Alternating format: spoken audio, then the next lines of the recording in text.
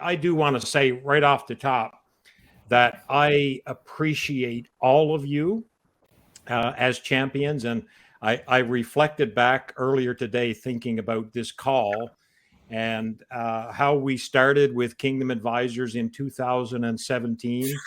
And it was like, how is KA going to survive in Canada? I was searching for partners and looking for people who would financially support. And many of you at that point didn't even know about Kingdom Advisors. And you have since learned about it, and not just learned about it, but actually jumped on board and said, I believe in what Kingdom Advisors is all about. I believe it's needed in Canada, and I want to support it. And I will tell you this, in the past 12 to 14 months, the number of champions in Canada has actually doubled. We've doubled the number in the last year.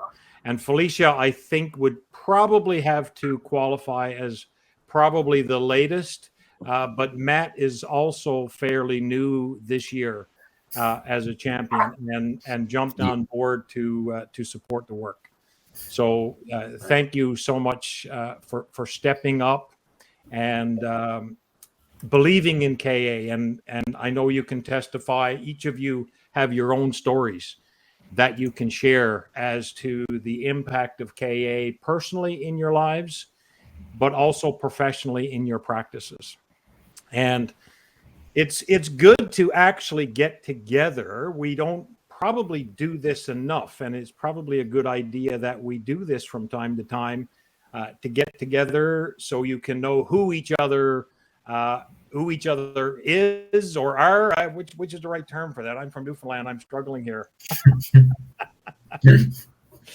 and to be part of this is a great group, and it's a group that I respect a great deal. And I wanted Tony to come on and spend some time with us and share with us today, because for those of you who don't know, I work very closely with Tony as the CEO of Kingdom Advisors. And it's a privilege to actually speak to the CEO of KA typically every week. I get to have a conversation. And he's become a good friend to me. He's become a mentor to me. He's shared a great deal of wisdom, and he has helped me advance the cause of Kingdom Advisors. I can say that for sure. And he's often quiet in the sense that he's in the background, especially at our one-day events. But he's certainly exercised some strong leadership. So, Tony, welcome, my friend, to our call today. Well, I'm delighted to be here. I love all things Canadian. I think some of you may know, but I had the privilege of working with Henry Blackaby for a number of years. And so, of course, if you know anything about Henry, he's Canadian through and through. And a lot of his seminal work, Experiencing God, is based upon the experiences that he had serving churches in Canada. So I got a thorough indoctrination about all things Canadian from Henry. And then Denise and I have some really, really good friends that live in Langley. And so we have been out to the Vancouver area 5 or 6 times and spent some extended time in that area. It's absolutely gorgeous, beautiful.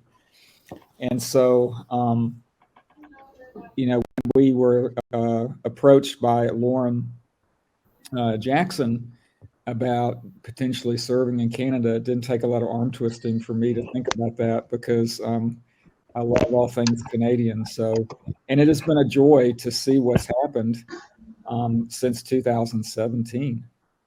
So, Lorne, I think we started with about 60 advisors.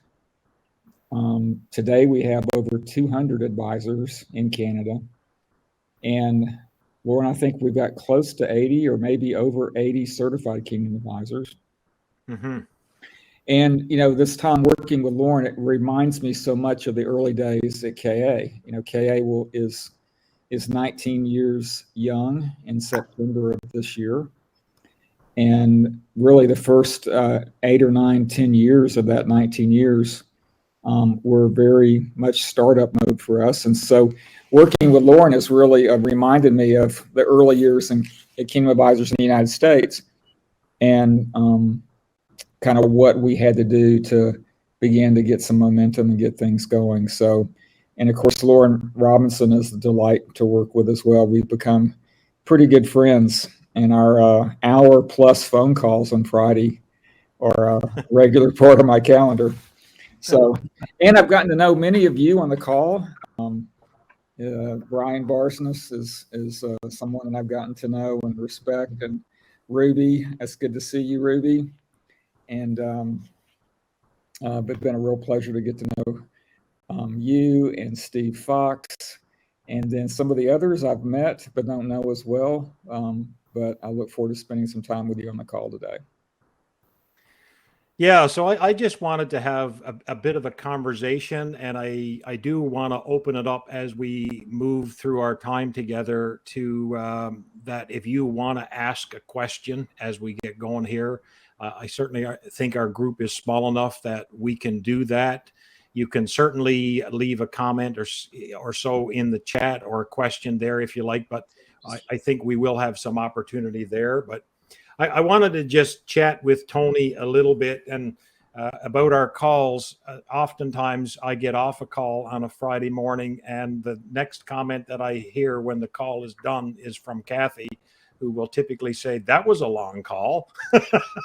So it does sometimes turn out to be more than a 1 hour call.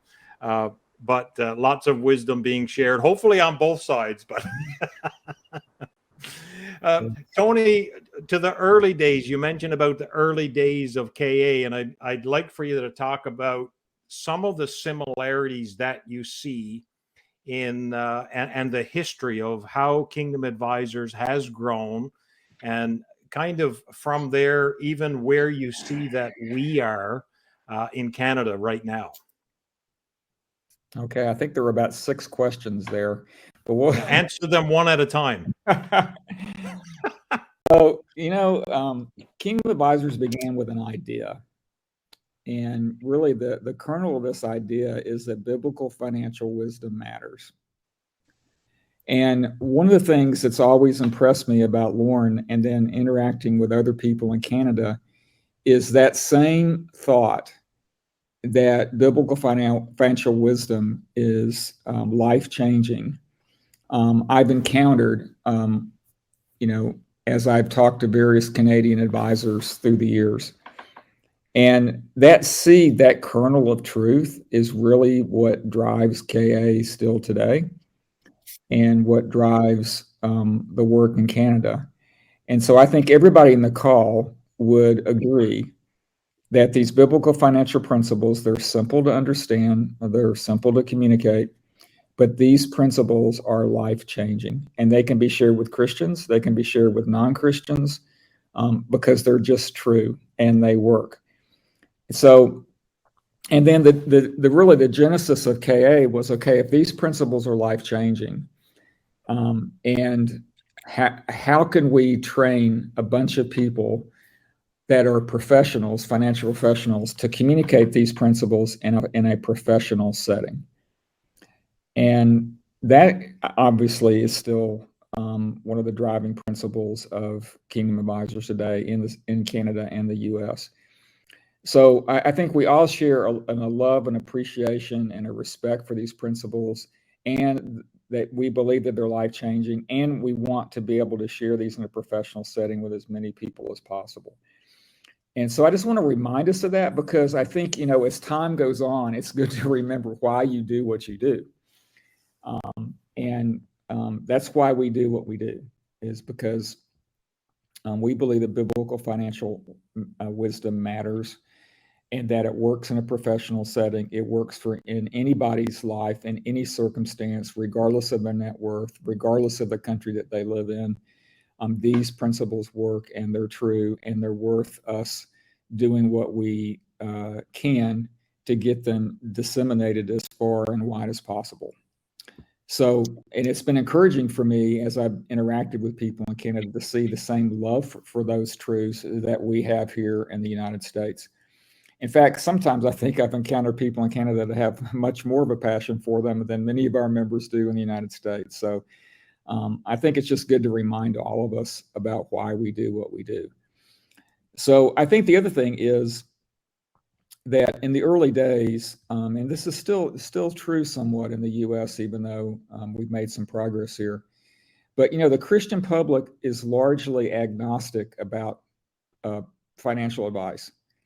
In other words, they'll choose a financial advisor like they choose a doctor, right? They don't care if somebody's a Christian or not. They just want them to be competent, okay? But they don't understand that the worldview of their advisor actually matters. And so I think that in the States, we launched a radio program in 2018. It's kind of our consumer ministry that helps us to communicate directly with the Christian public. And so we're learning how to communicate after over a number of years, how to get that message out. But I think that's the challenge. The first challenge is finding some advisors that are serious about their faith and believing these principles are life changing, and teaching them how to communicate them and helping them communicate them to their existing clients.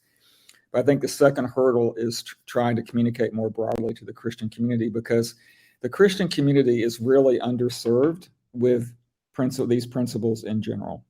Most pastors don't teach them. Most churches don't talk about them. And if a Christian even thought, gosh, I wonder if the worldview of my advisor actually matters, up until having a certified kingdom advisor search engine, they would not know where to find one. So I think that's an ongoing challenge for all of us that we have to deal with. But hey, the good news is that we all share the same passion, and these principles really are life changing, can make significant difference in people's lives. I think the second thing, Lorne, is that in the early days of KA, in fact, I don't think we had we started in 2003. I don't think we had a designation until 2006 or 7. We didn't have a professional designation until 2017, 2018. So in the early days, all we had was passionate people. And I guess one of the messages that I would want to communicate today is don't underestimate what passionate people can do.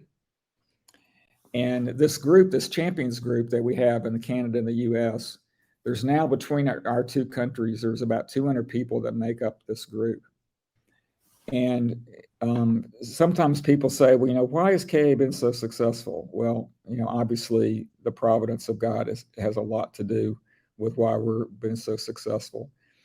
But I think one of the keys for us being so successful is this group of 200 people.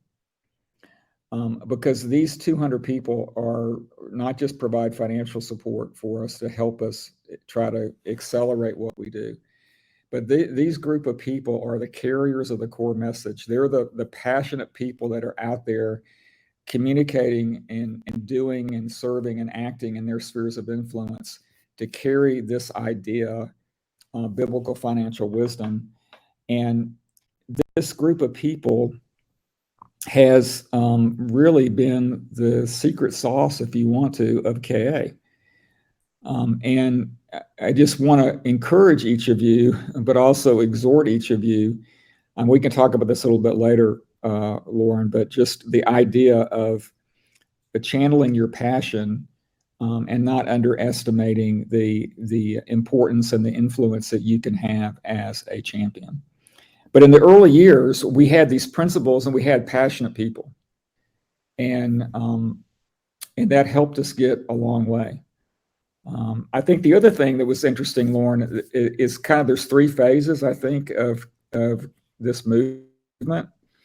The first phase, and we were in this movement for, 7 or 8 years, was we were a discipleship ministry. So basically, we would find Christian advisors and we would help disciple them in terms of understanding what these principles are and how to use them in their practice. I don't know where y'all go to church. what your church experience is like, but in most churches, if you have a discipleship ministry, there's not a lot of people involved in it. And people don't really want to get discipled or certainly pay to get discipled. But in actuality, we do more discipleship today than we ever have. We just don't call it that. But in the early days, it was really a discipleship ministry. Then we moved to phase 2, which was a specialty. So we said, hey, we're a specialty of Christian financial advice. And a specialty is more than a discipleship group, but it really just focuses primarily on the advisors that we serve. And then back in 2012, 2013, we began to transition to the third phase, which is the phase we're in right now, in which we basically created, in the United States especially, a Christian financial industry. So if you came to our conference this year, you certainly saw close to 2,000 people there. 70% of them were advisors, but we had 30% of those people were vendors, were people that were providing products or services. We had, I think, over 15 colleges and universities there that are teaching our Certified Kingdom Advisor curriculum. We had almost 200 students there, which represent kind of the career path and the next generation of people coming on board. And so there's really a Christian financial industry, certainly here in the United States, where we have universities, we have students, we have investment firms that are offering products or services. We have other types of firms that are offering products or services. And then, of course, we have advisors that are delivering those services. So we really talk about an industry here, especially in the States. And so I think in Canada, you're close to probably in the specialty stage, where we certainly have a specialty of Christian financial advice in Canada. We have, a significant number of members, a significant number that are certified, but we don't yet have some unique products or services for a lot of those advisors to use in Canada at this point in time. But certainly transitioning from discipleship ministry to specialty is really, really significant. That's really what's happened, Lorne, in the last few years. Because in 2017, we just really had some discipleship going on. That was really about it. So I don't know if that answered all of your questions, but. I can't remember the questions I asked now. I asked so many. Yeah. But I think it's interesting to try and position exactly and see where we are exactly, in the progress and what it takes for us to advance, and I would have thought we're more on the discipleship side. We're certainly doing that through the core training, and a lot of advisors are going through it, and as well through our study groups. And the specialty is becoming known. I think MoneyWise in the US has an advantage of publicizing the CKA a lot more to the general public. That for us is a bit of a challenge here as to how do we advance, the CKA and the legitimacy of the designation. And then moving to a Christian industry, I like to say we have a Christian industry within, but it's not containing all the components as you're talking about. So yeah. So where do you see us? How do you see us getting there? I think we have the passion. The passion is present among the champions. What role even can the champions play to help advance us and move this forward quicker? Yeah. Well, I think that's where influence comes in. So just to give you a perspective, so we started in 2003. It was not until 2012 that we actually began seeing some progress toward the specialty front. And it was really not until probably 2017, 18 that we actually could say that we had not a specialty industry. And it really wasn't until 2017 or 18 that we actually could say that we had an industry. So it's taken us a number of years to get to where we are. And so I think, one encouragement would be is that we need to be encouraged about where we are in Canada and not be discouraged about where we're not, because it takes time.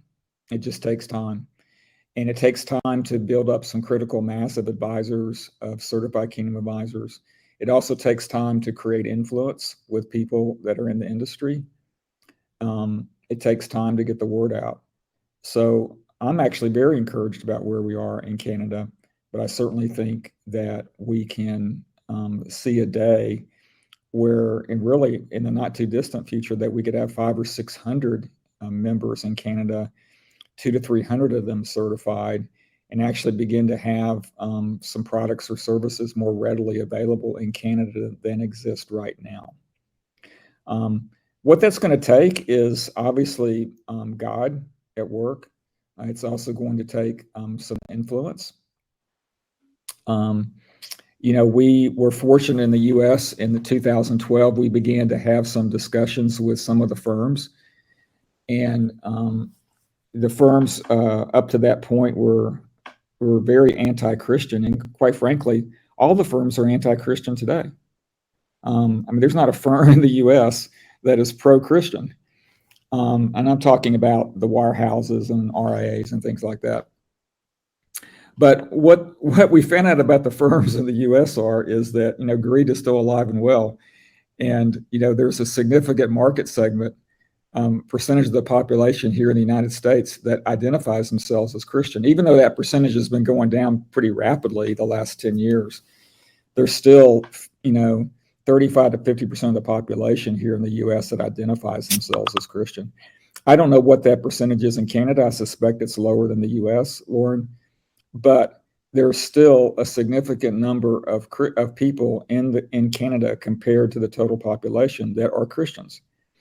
And those people need to have a planning, products, and services to meet their needs.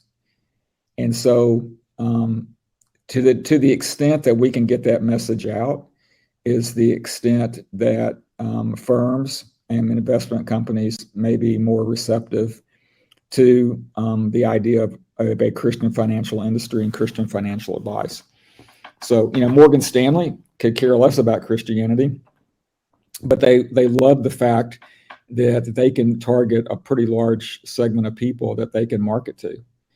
So, and I suspect the same is true in Canada.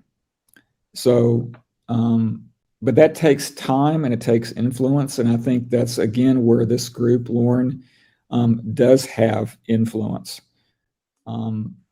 And, I know that I've interacted with a number of champions in Canada that are well known in their firms or well known in Canada. And everybody here is probably known to their companies that they do business with. And so figuring out how to use those relationships and use those influence to begin to communicate our message is something that I think we all have to be intentional about, figuring out how can we use the influence that we've been given to advance the cause, going back to these principles that we talked about at the very beginning of the call. Mm-hmm. So it's really a matter of influence. There's nothing magic about it. There's nothing magic about building a business, is there? It's one client at a time. It's the shoe leather, it's the hard work, it's et cetera. And it's the same thing with building an organization and building an industry in Canada. And it happens one relationship at a time, one influence at a time.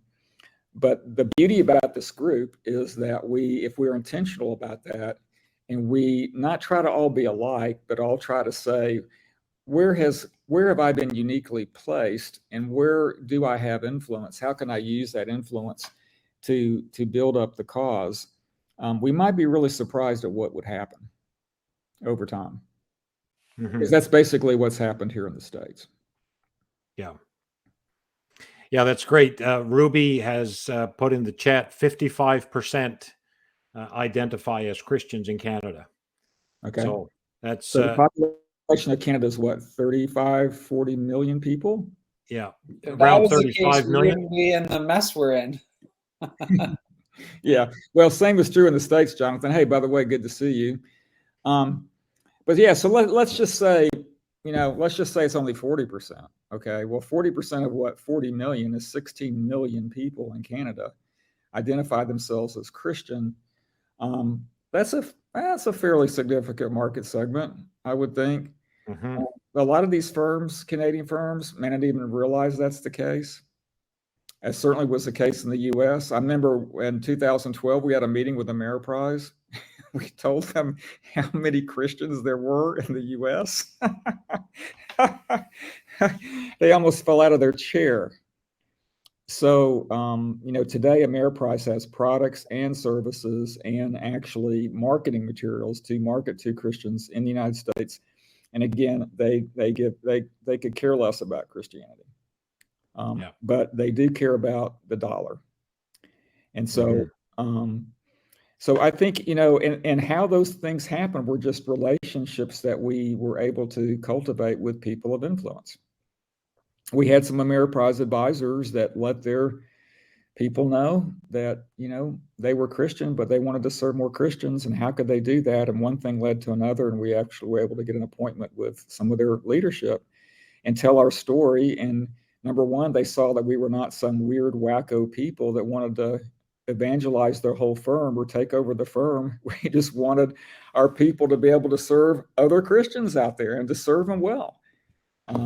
They also found out they let us start a Christian focus group within the firm. Most of these firms, I'm sure it's true in Canada, most of these firms have gay and lesbian focus groups. They have retirement focus groups. They have all kinds of focus groups. Well, they let us start a Christian focus group. And so they actually took the names of the people in the Christian focus group and they ran them through their compliance department. And they found out that the people in the Christian focus group had the fewest compliance issues of any Ameriprise advisors. Then they found out that of the top 100 Ameriprise advisors in the United States, 57 of them were in the Christian focus group. So no compliance issues. They succeed in the business and they want to bring in more business if we'll let them. So I don't know. I know Canada seems to be probably more anti-Christian than the U.S., even though the U.S. I think is probably rapidly catching up. But still, these firms are greedy and they want more business. And of course, greed is not one of our values, right? But we can use that to our advantage to try to help further the cause. So, but all of those things happen not because we picked up the phone and called, the president of Ameriprise, but because our Ameriprise advisors got us that audience with those people. So don't underestimate, the impact that you can have. But it took time. It took a lot of time for that to happen, for sure. We do have about 12 firms in Canada right now, at least that I'm aware of, that has approved the use of the designation. One question I have, Tony, and I want to open it up because we're about halfway through our time. So I want to give you an opportunity if you want to ask a question of Tony to feel free. But I just wondered what your thoughts are, because Canada is quite a bit smaller than the U.S., when it comes to these large firms. If we should be considering affinity groups, so for example, Sun Life Advisors, IG Advisors, right now our study groups are pretty much a conglomerate of advisors being pulled together. And I think that makes sense. There's a lot of commonality, but probably not as much as if we had, for example, Steve, an IPC firm. We've got enough advisors with IPC to probably have our own study group. But so I wonder, is like, what do you see in regards to like the value of that? Well, the affinity groups are great for a number of reasons. Number one, you're going to find that there's a lot more Christian advisors in Canada than you know about. So how do you find Christian advisors? Well, one of the best ways is to start an affinity group in a firm because they're going to surface. Number two, the it makes the firm aware of who the Christians are in their firm, and there are more Christians in their firm than they think there are. You see, they don't think there's any Christians working in these firms. Okay, I mean, what Merrill Lynch has 18,000 advisors, or they've been losing advisors like crazy lately. But so let's say they have 17,000 advisors. I think there's 1,500 in the Christian focus group. Okay, so just do the math. Okay, you got almost 20% of your advisor force is in the Christian focus group, and so, and I don't know what it's like in Canada. In the States, a lot of these large firms in particular are losing advisors. And so, hey, at least we know who these people are. Gosh, there's way more than we thought there were. Maybe we should pay attention to what they think. And by the way, they are some of our most successful people. We have the fewest problems with these people.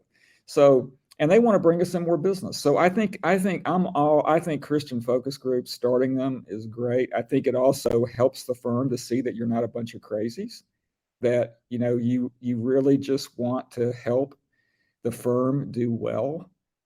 And so I think it helps build relationships with management so that they're not scared of a bunch of Christians, but they see, hey, what, these Christians, we not totally understand what they believe, but they're good people who want to help us grow. And gosh, they represent a market segment that we could tap into. So yeah, I'm all for Christian focus groups. I think that's one of the big factors of us being able to transition to a ministry is these industries at Christian focus groups. And they were really hard to get started, by the way. They were really, really hard to get started. The first one we had was Ameriprise, and that was in 2012. That's not that long. That was 10 years ago, but that was 10 years, almost 10 years into our history before we were able to get the first one started. We just got one started at Raymond James within the last year. That's almost 18 years. So why were they difficult to start? I would have thought that advisors would have probably jumped at it, or was it the firm that was the issue? Or yeah, the firm has to give permission. You may have other focus groups in the firm that like I know there were some firms here in the U.S. where you had a LGBTQ focus groups that were just so vocal about anti-Christian that they lobbied the firm to say you can't start a Christian focus group. But that's largely doesn't exist anymore. Tony, I have a question for you. I'm wondering then, because there's been so much legacy work that's been done in this area in the U.S. Is there any metrics or results tracking that we could then leverage maybe in Canada to say, right, to bring to the companies to say, hey, this is what these firms in the U.S. have done. Look at the results, and we can leverage that to in Canada. So we have somebody in our staff named Randy Glass, and Randy, this is Randy's only job, is to work with firms. And so he liaisons with every single Christian focus group. He knows exactly how many members are in each focus group. He knows the history of each one. He knows what each firm will let us do.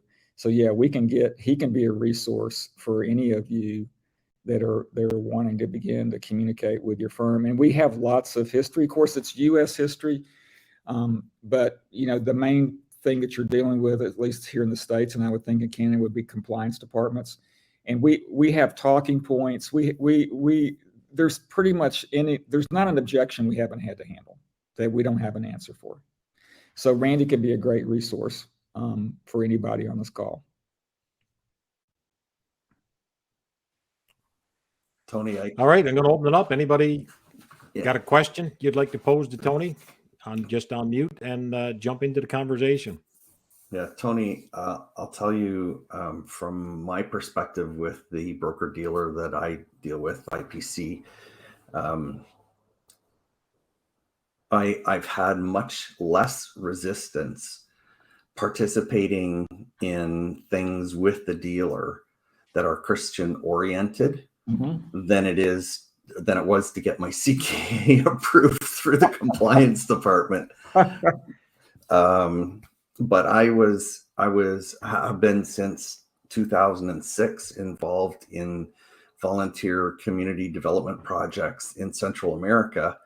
In the last 5 years, I've been taking corporate executives from IPC's head office and advisors from around the country down to Honduras, leading missions trips with non-Christians who paid their own way to come with me, knowing it was a Christian missions trip. Yeah. And it's created this enormous environment of giving back that happens to come through this avenue that has given me tremendous leverage with the dealer and opportunity to also meet up with other Christian advisors. So it didn't help me much when I wanted to get my CKA approved. I still had to jump through a million hoops, but I would suggest that anything in Canada that we have to do that can show the dealers that we're working with sort of our attitude towards the community would probably have good mileage with them. Yeah. Yeah. You know, we're not the enemy. We're actually their best employees. We're for Canada. You know, we're for the company. We want people to do well. We want their clients to do well. We want, you know, the clients we serve to do well. But, you know, I think so many times, and it's certainly true here in the States, so many times that, you know, Christians are just kind of cowering underneath the desk because, you know, we've been under assault, versus just, number one, living lives of authentic faith and excellence, being the best employee that we can, being the best person that we can for our firm, showing through our actions that we're different, but then looking for opportunities to serve, looking for opportunities to tell our story, looking for opportunities to say, hey, I have a great idea to help our firm grow. How about tapping into 40% of the Canadian public that's Christian? But it takes time. It takes time to build relationships. It takes time to bring down barriers and bring down walls.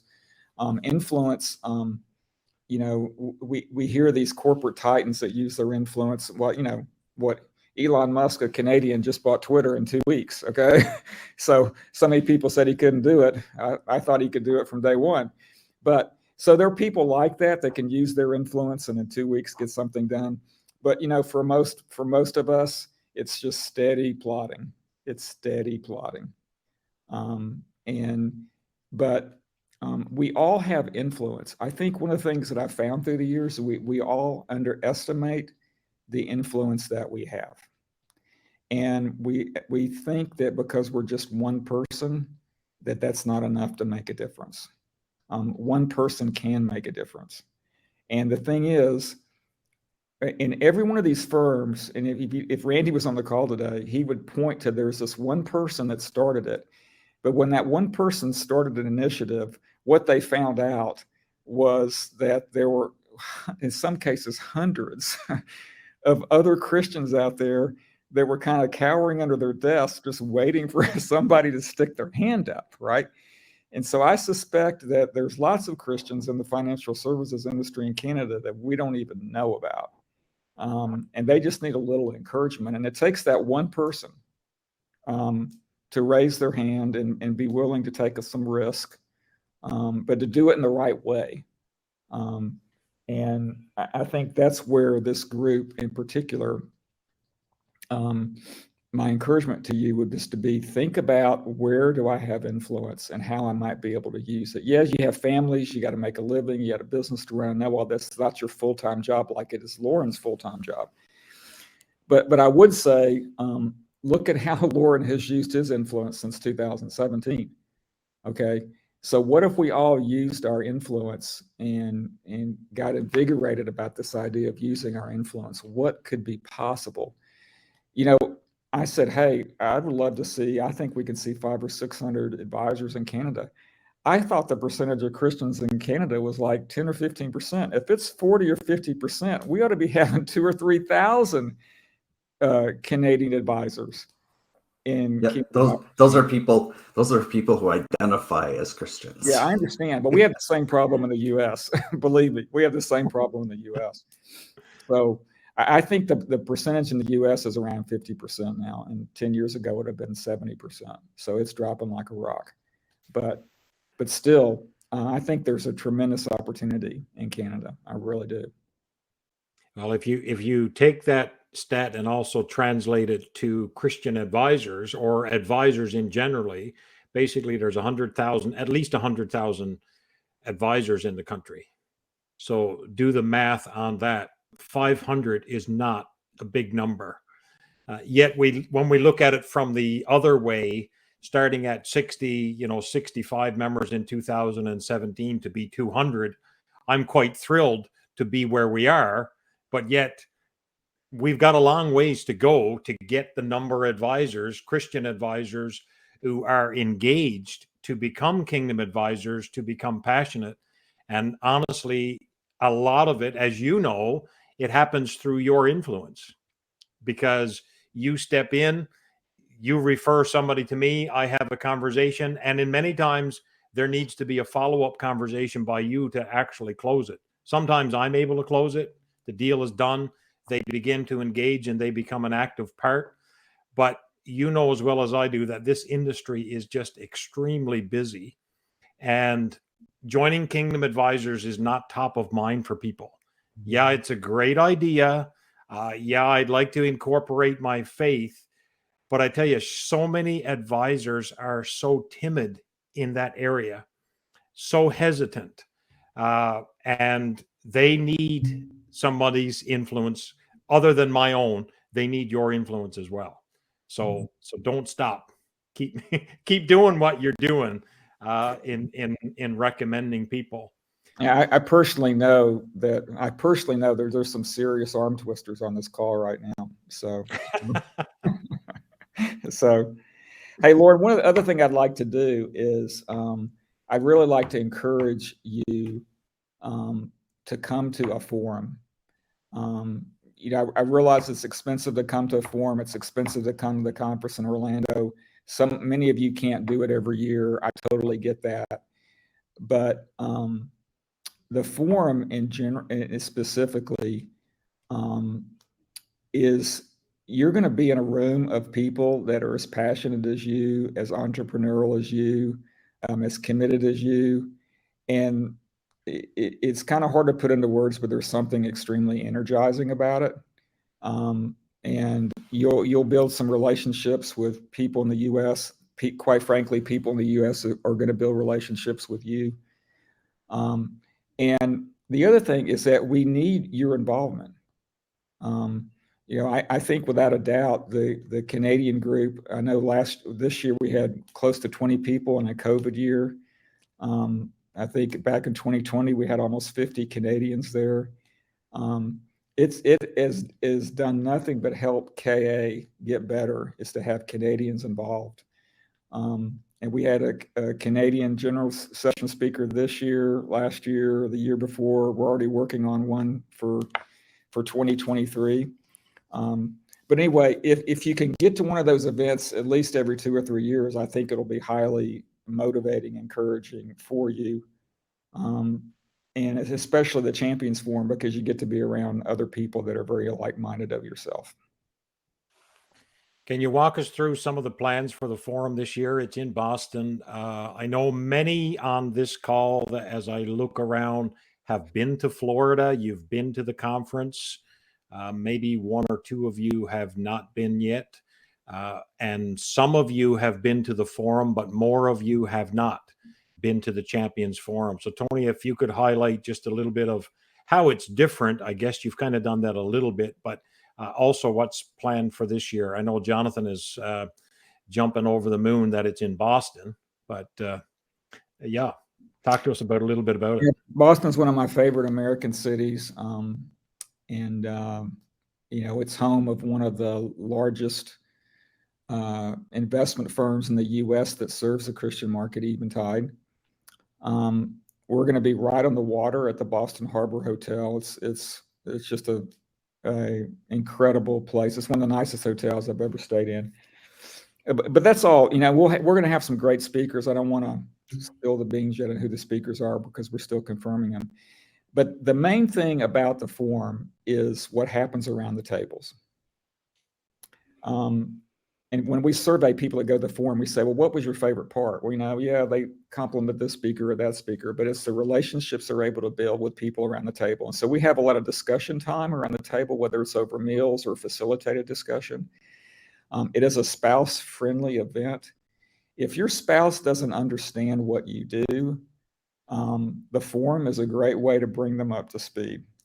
And there'll be, 60, 70% of the champions bring their spouses. And so the spouses are able to make connections with other spouses.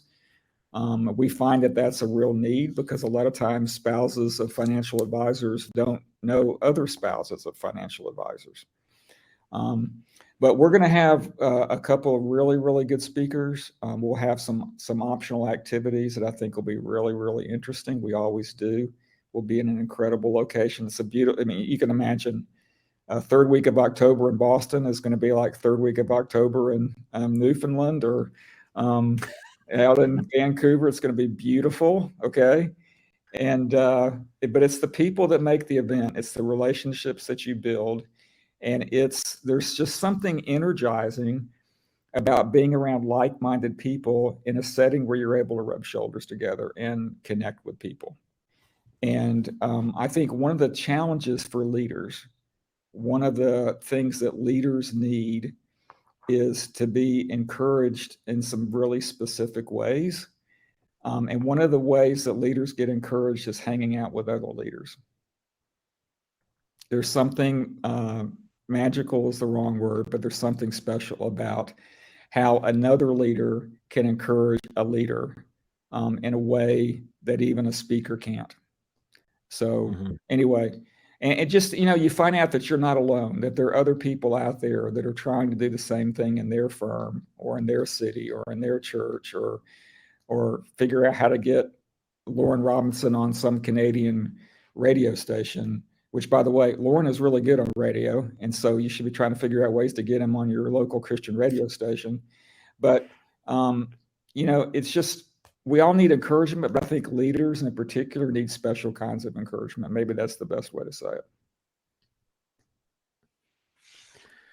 Good. That's so I look forward to, I think the most we've had at a forum at one time from Canada might have been 4 advisors. We have 16 champions now. So if we have half of those, that's 8. If we could get to 10, that would be awesome. And I tell you, I find it more unique. It's a smaller group. It's Brian actually mentioned to me one time when we were at one of these conferences that it reminded him of a due diligence conference. 2 days, it's shorter, but it's kind of packed together. And you rub shoulders with the people that you ought to rub shoulders with. Yeah. Lorne, I also think what you're doing today, take me out of the equation. I think what you're doing today, I think getting Canadian champions together and on a regular basis and letting Canadian champions actually do these calls and let's group get to know let them get to know each other better. Let them figure out where there might be similarities in terms of relationships or centers of influence that they may have. And also leaders encourage leaders. And so I think that there's a lot, you could have some mini forums 2 or 3 times during the year, just virtually getting this group together. And I think that everybody here on this call has a story. Everybody here on this call has a unique ways that they can move the movement forward. Everybody in this call needs encouragement. So I think this is a great idea, Lorne. I would just encourage you to do it more often. Yeah, great. I think that is a great suggestion as well. It's interesting as I look among the group, not too many years ago, we would do a national call, and this is about the number we would get. And now this is the number we have of champions.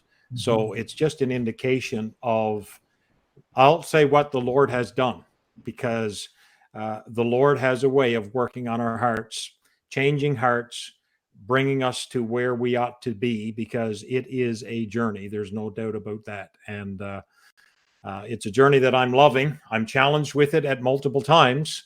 And I said on a study group earlier today, I have found more stress coming into these regional events this year as I felt going into a one-day in previous years.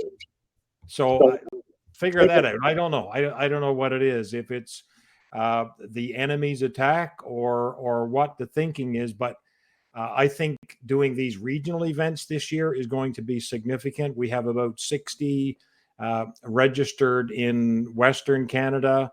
We've got about half of that registered so far for the Oakville event, but I'm sure we'll double that because we're probably about a month away from that. So it's exciting to be part of that. Any other questions for Tony?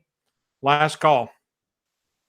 Tony, I'm saddened to hear you're leaving KA, but I'm encouraged that I know you follow the Lord and it'll be His will.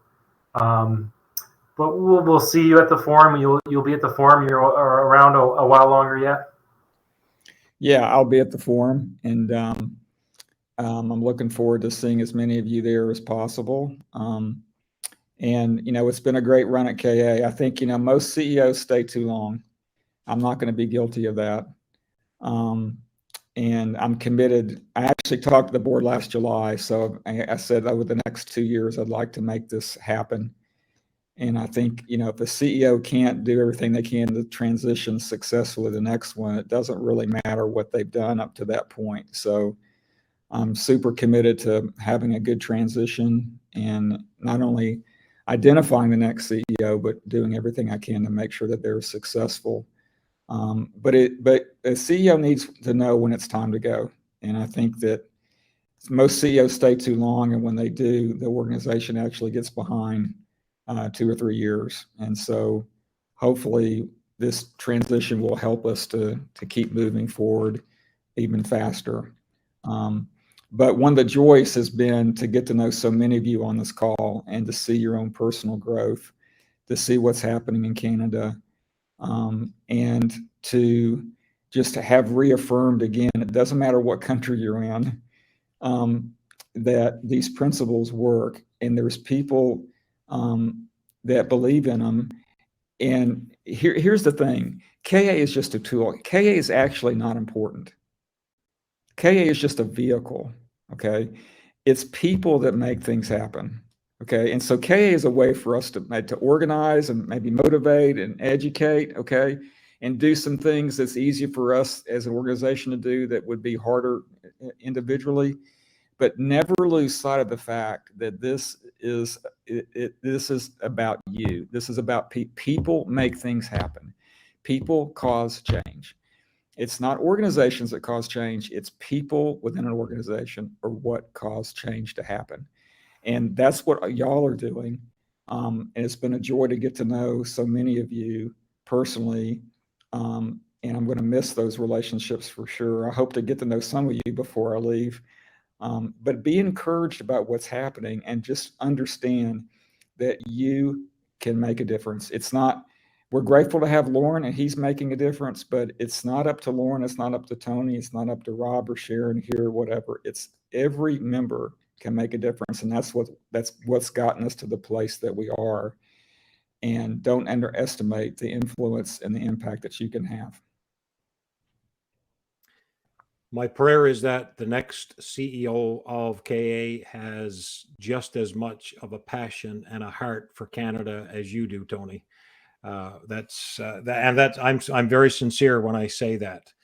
And I think about John Maxwell, what he shared at the conference this year about running and passing the baton. Mm-hmm. And we didn't know Tony's announcement at that time was coming. He knew, the board knew, but none of us knew at that time. But he shared how running with the baton, basically the person who's passing the baton is at full speed. And the person coming up, but is at the end of the energy burst. And the new CEO coming up, he didn't say CEO, but the new runner coming up basically is at the same pace when the baton is passed. Mm-hmm. And I think that's the beautiful thing of, I was going to say Tony's passing, but Tony's passing the baton is exactly that. He is running at full speed, which is absolutely powerful. And yeah, I hope he stays on a little longer, but because I appreciate him so very, very much. I'll be hanging out in the background. You can bet on that. But great to see so many of you today on the call, and some of you that I know really well. You know who I am. I love all of y'all. Look forward to seeing you hopefully in Boston. Yeah, appreciate your time. Ruby, would you mind wrapping us up in prayer today? Kind of close us off. That would be great. What an honor. Heavenly Father, thank you so much for the leadership, the passion, the wisdom, the guidance, the discernment of Tony as our CEO. Many of us have been uniquely blessed to have known him and to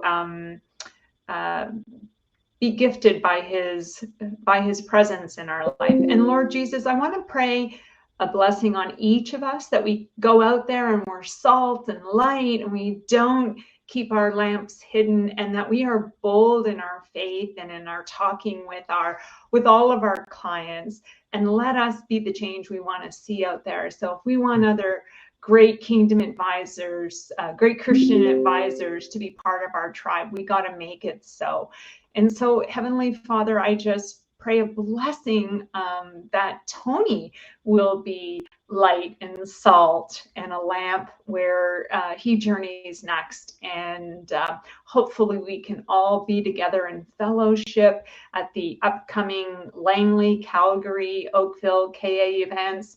And then also, Lord, at the Champions event in Boston. What a beautiful opportunity it would be to fellowship and personally in person send our blessings with Tony.